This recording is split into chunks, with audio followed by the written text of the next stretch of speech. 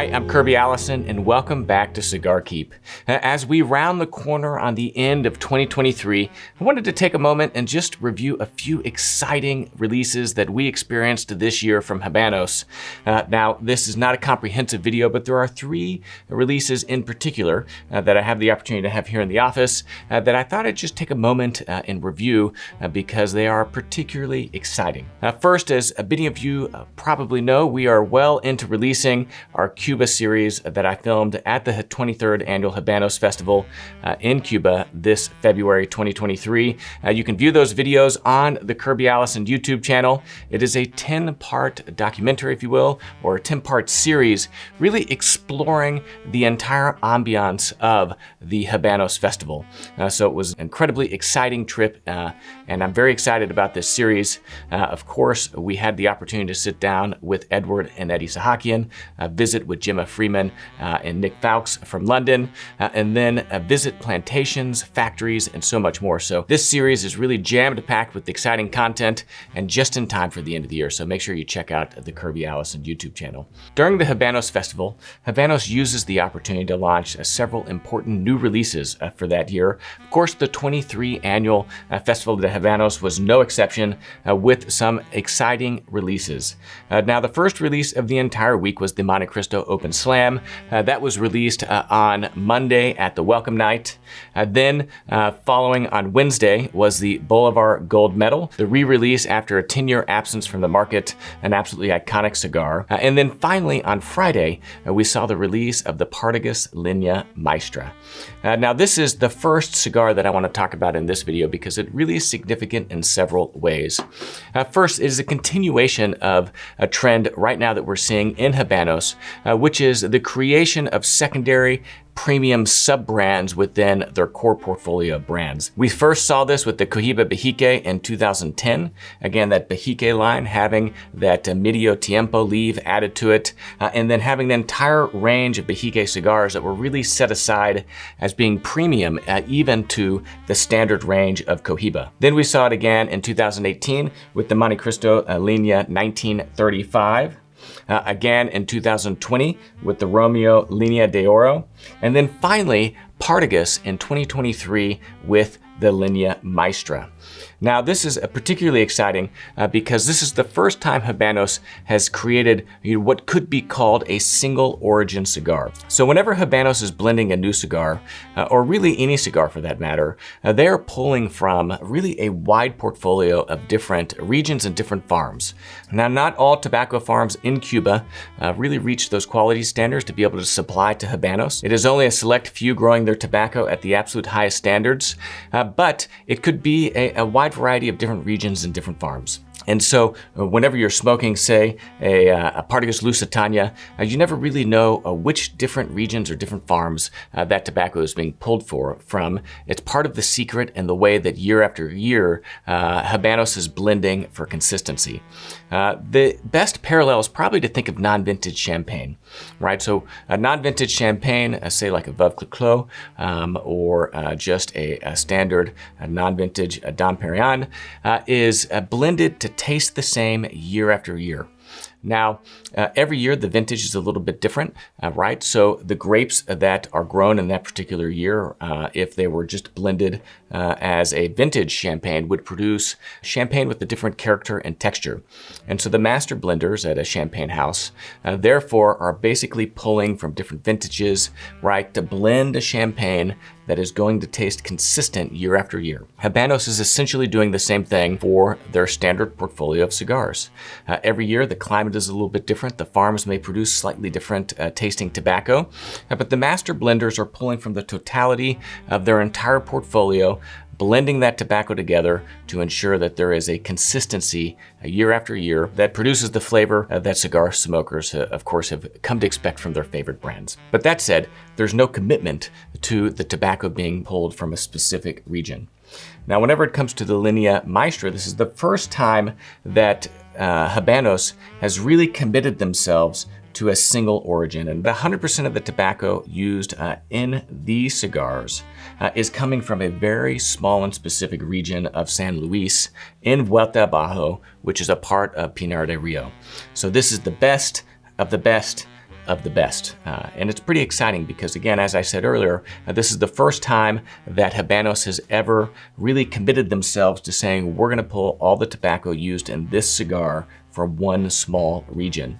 And so what's interesting about that is it creates a very unique expression in this cigar that in many ways is more indicative or more reflective of the character of that particular small area of farms or collective of farms than what you would find really in the rest of the Habanos portfolio. So you could kind of think of it almost as like a single grower champagne, something again that is having the raw material, in this case tobacco, restricted to a small physical region that then allows the blender to create something really special. So this is very exciting. It's the first time that Partagas or Habanos has ever done anything like this. And it's exciting, of course, to see this released in Partagas, which is one of my favorite brands. Now, the Linea Maestra is a collection of 3 different cigars, as you can see right here. This is actually the gift box that was given away at the Habanos Festival Gala dinner where this was released.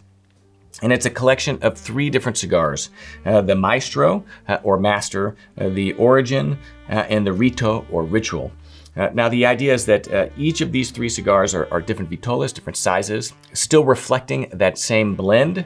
But we're going to talk about that in a second because that is very interesting. The Linea Maestra pays tribute to the unique origin of what is considered the best tobacco in the world, that San Luis region inside Vuelta Abajo Pinar del Rio. So the idea behind the 3 names of these vitolas, again, that Origin, the Rito, and then the Maestro, is to really kind of pay tribute to, in some ways, what would be kind of the entire life cycle of a Habanos cigar. So again, that Origin is paying tribute to that best tobacco growing region in the world. And then you have the Maestro, which is all the incredible, really masters that help create these cigars that are taking that tobacco, that naturally grown organic material, and really kind of transforming that into something that is truly exceptional year after year. That, of course, would be the farmers, the master blenders, the rollers, really all these different hands that touch these cigars, really transforming that tobacco into what it is that we enjoy so much. And then, of course, the Rito or the Ritual of then actually sitting down, cutting, lighting, and enjoying such a finely rolled Habanos cigar. As I said, 3 different vitolas. You have the Maestra Maestro, which is a 5 1/2 by 56 ring gauge. That is the largest. You have the Maestra Origin, which is 6 1/12 by 46 right here in the middle. And then you have the Maestra Rito, which is 6 3/5 by 52 ring gauge. And now all of these feature a 109 head, which is that a really beautiful kind of tapered head. This is a favorite of mine, first kind of exposed to this on the Edmundo Dantes, the 109s. But again, that tapered head, and what this does is it gives the cigar a very interesting mouthfeel as it kind of sits in the mouth, the head of the cigar. And this particular head, again, is very difficult to roll because it is neither a torpedo, nor is it a bellicoso head, which is more flat like this Por Larranaga 47. It's an interesting design, and again, it's a highly specialized shape that takes a little bit more skill and complexity to make. Now, as I was saying, what's interesting about these vitolas, this blend being offered in 3 different vitolas, is that in order to achieve the particular flavor profile of a cigar across different sizes, those 3 different leaves that are being combined in different proportions to create the filler, that volado, ligero, and seco, are used in different proportions given the size and especially the ring gauge of a particular cigar. So as these cigars age over time, they're going to age differently because, again, they have different proportions of those 3 leaves that initially are used to create or are changed in order to create that same flavor profile, but over time are going to age differently. So this is really interesting. While we were in Havana during the 23rd Habanos Festival, we had an opportunity to sit down with the master blender of this particular cigar. And he was actually commenting that it was the Maestro cigar, that 5 1/2 by 56, right? So that largest of the ring gauges that he thought had the most exciting potential to age and to really evolve over time. So very interesting release by Partagas. I've got, again, and this beautiful presentation box that they gave away at the Habanos Festival Gala dinner. And as you can see, I am not smoking through these. These cigars haven't been released to the market. I had an opportunity to smoke one of each during the gala dinner. But these are going to stay, I guess, safely resting away as a memento of what was a bucket list event for me. So very exciting release. Hasn't hit the market yet, but was released this year. So I thought it would just be worth taking a moment to talk about.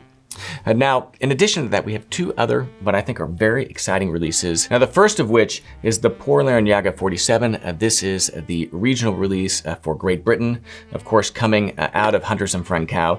We actually have an entire video on the Kirby Allison channel where we sat down with Gemma Freeman, Anna Lopez, and Sean Crowley from Hunters and Francau to talk about the incredible process of developing this particular regional release. Now, what is exciting about this is that what we're seeing from Hunters and Francau, and they really kind of set the standards in many ways, and I think that is trickling down to the rest of the distributors, is this rebound back to what I would call proper cigars, large format cigars. This is a Churchill. It's a 47 ring gauge by 7 inches long. I mean, this is an absolutely beautiful cigar. But what's even more interesting about this particular regional release is that it's being offered in a cabinet of 50, right? So most of the times with the regional releases, you see the distributors choosing to present them in smaller boxes of perhaps 10, which allows the price point to be much more accessible for someone that is looking to collect boxes, right? Just buying 10 of regional is much more accessible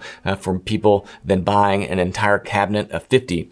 So in producing these exclusively in cabinets of 50, they're really kind of setting a high bar or high mark in order for collectors to acquire a particular box. Now, the exciting flip side of that is that they're available in cabinets of 50, and anyone that watches this channel or Kirby Allison knows that I absolutely love a cab of 50 more than anything else.